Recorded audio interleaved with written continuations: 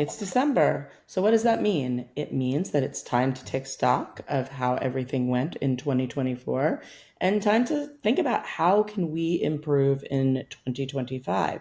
So those of our clients who are in the GovCon industry, we wanted to talk about how you can noticeably and significantly improve your web presence in 2025. I'm Erika Dickstein and I'm here with my colleague Laura. Hi, Laura. Hi. Awesome. So let's talk about what are some ways that we know that our government contractor clients and those who we would love to have as clients can improve their site in 2024. And I know we are 2025. Oh my goodness. I know we talk about it all the time, but the first thing I thought of when we decided on this as a topic was accessibility. Accessibility, absolutely accessibility. With the DOJ ruling coming out and the years, we have less and less time to become compliant. And if you are a government contractor, it absolutely applies to you. Or if you are a subcontractor working with a prime who works with the government, it still applies to you too. So we talk about this so much, don't we, Erica? It's Oh my it's goodness, so much. Yes, it's the law, but it's the right thing to do. You want as many people to be able to use and access your website. So it just makes sense to have an accessible website.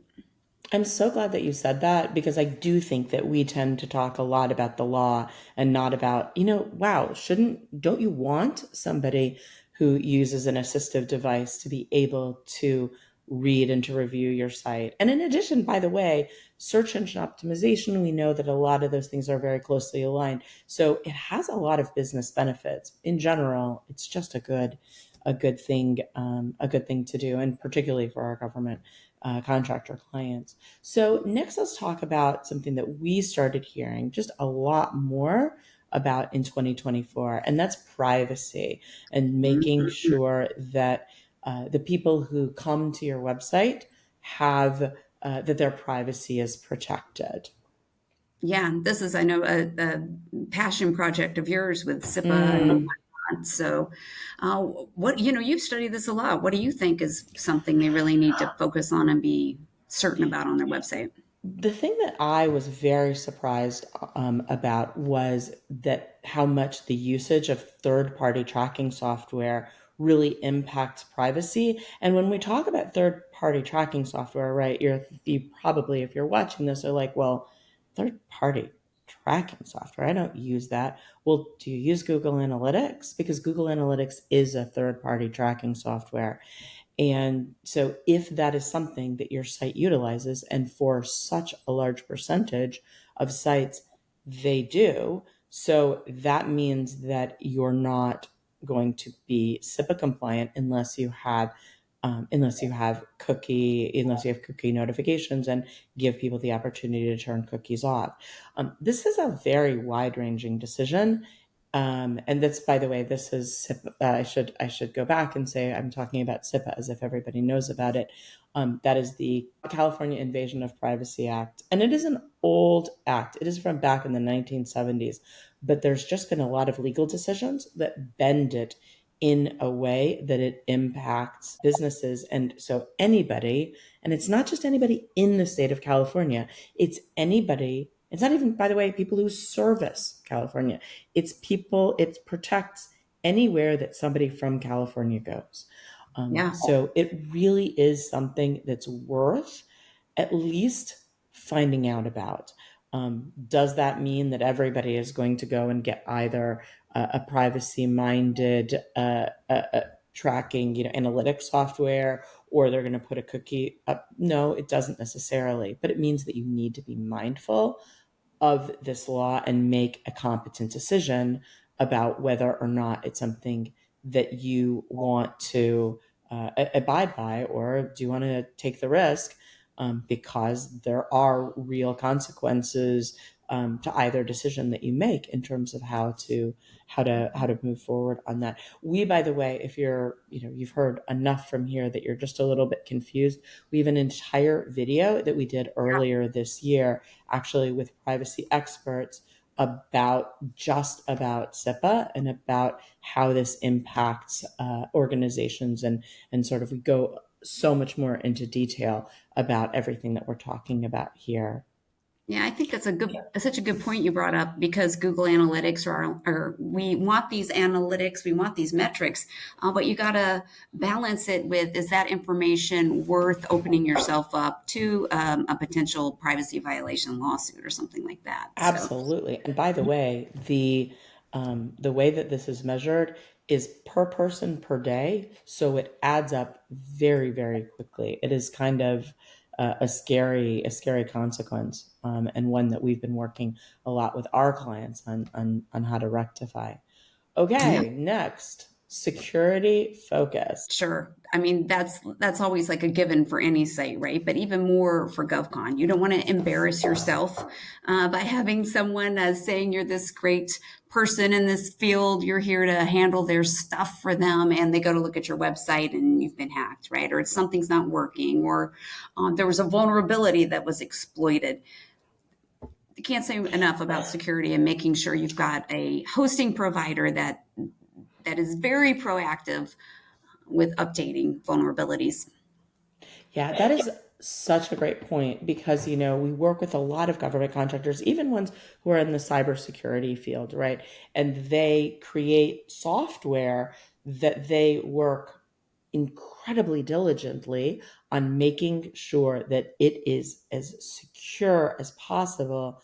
But then, they had a website that they put up, I don't know, using like GoDaddy's website tonight software, and that hasn't necessarily been kept up to date.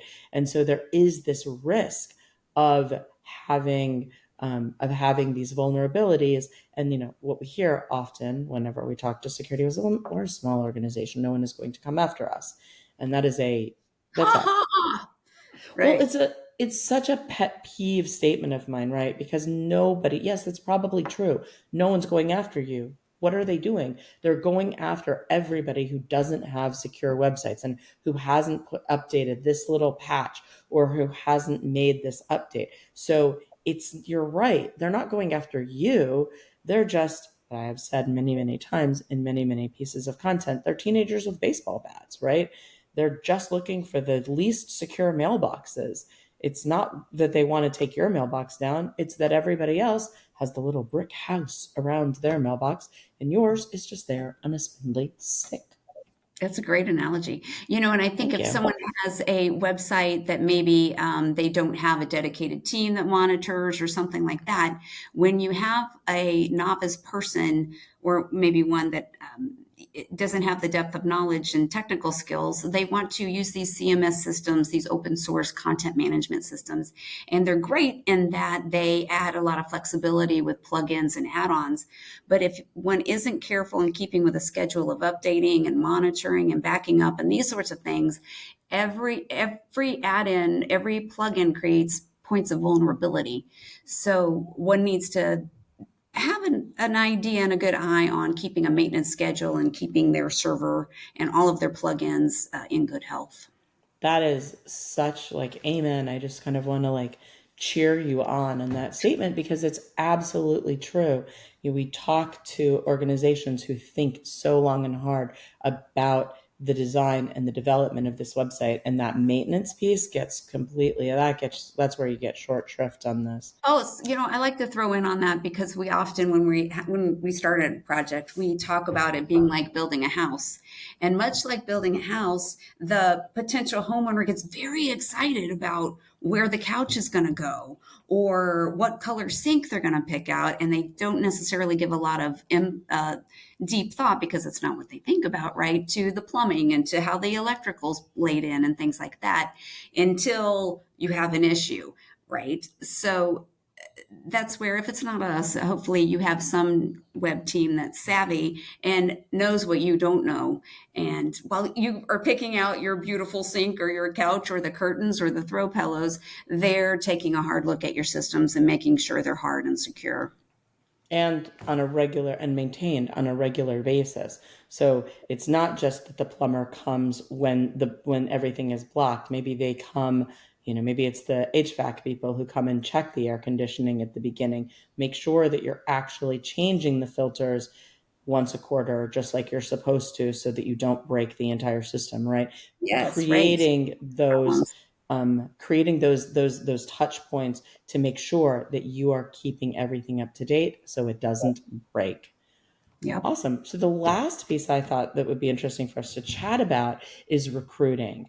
And I think this is such an interesting one for government contractors because government contractors, more so than any other of the kind of clients that we work with, are they have to recruit very quickly. They have to hire quickly because they get these huge contracts, right? Hopefully, knock on wood, they get huge contracts.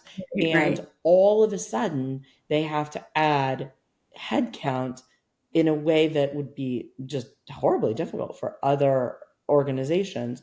And so I think that's the next question is your site created not just to sell your services to people, to subs, and to the procurement officers, but also to those potential employees who you're going to want to hire to fill these contracts. Sure. Yeah, absolutely. And are your systems ready to accept their resumes? Do you have workflows in your Mm-hmm. back end to alert the right people that someone's applied or shown interest? And how do you run them through your workflow, making sure you have a workflow for intaking these people? So very important stuff. Everything happens Absolutely. quickly. You have to scale quickly all of your parts with GovCon. 100%. Laura, thanks for chatting with me about this Thanks today. for having me, Erica. Always fun. And everybody who's watching this, thank you so much. If you found this useful, I hope that you will like the video and I really hope you'll subscribe. We put out brand new content every single Tuesday Yeah, about for subject matter experts and particularly also for government contractors about how to make sure that your web presence is everything that you want it to be. And if you heard anything today and you're like, ooh, that's help I could kind of use.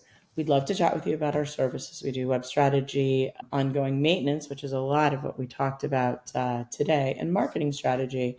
If you go to our website, springinsight.com, which is down below in the description of the video, you can sign up and make an appointment, and we'd be happy to chat about what you do and how we can help. Thank you.